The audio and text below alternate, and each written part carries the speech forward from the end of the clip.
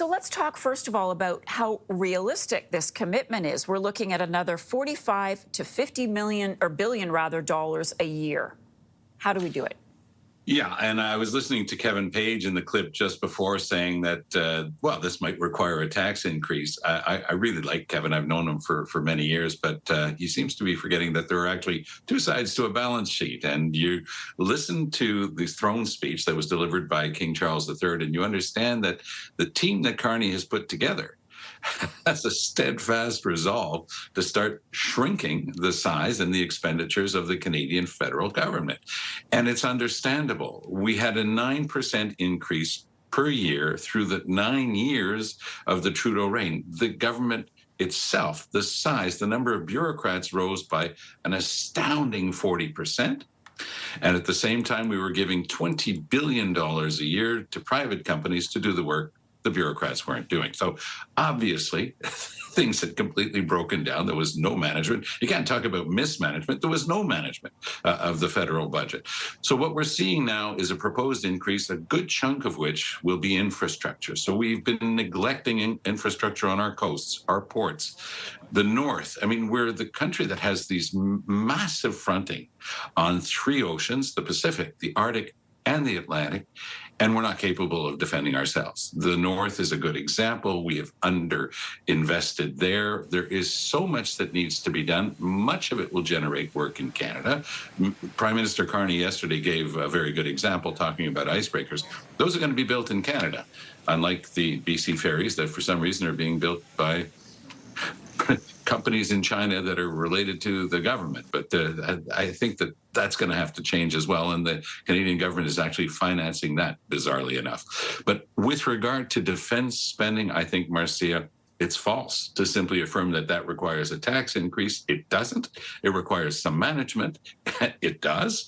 And Canada has not had that for the past 9 years. And we're finally starting to get it with the team that Carney's put in place. Their job? To make the place work properly, to make it more efficient, the way you'd run anything else except the federal government under the Liberals of Justin Trudeau. So I think that there is hope. And I think that Canada finally meeting its NATO obligations of 2% was a good start. The extra 3%, as I say, will include a lot of things that are infrastructure. They'll be there for long term, and they'll create a lot of jobs in this country. It doesn't require a tax increase. Can I switch gears with you here and ask you about Bill C-5, which has not, it's not been smooth sailing. It's in the Senate right now. This was Carney's first signature piece of legislation, wanted to get this through quickly. Why do you think there have been so many hurdles, and where do you see this going? Well, Canada's a G7 country. We're a complex democracy, a complex economy. Strong opposing forces are in place. They're playing out their predictable roles. You know, you've got the law firms that provide the advice to a lot of the communities that are saying, oh, this could affect our rights. Look, if you're speaking about Indigenous rights, no constitutional right, no treaty right, no inherent right can be taken away or affected by C-5.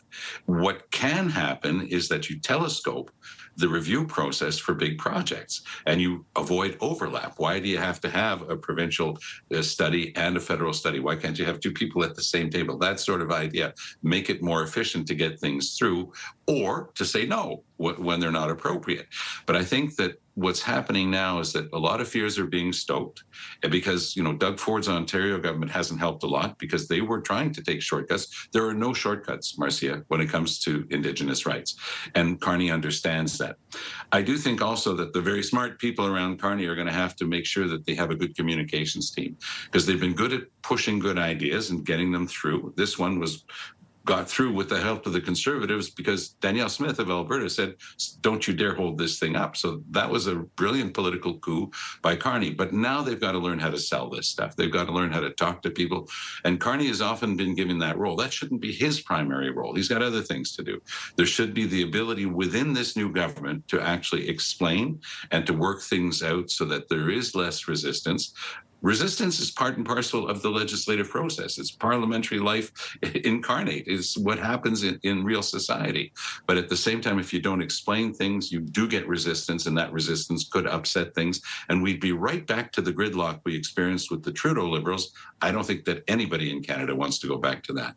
Tom Mulcair for us this morning. Tom, always great to chat with you.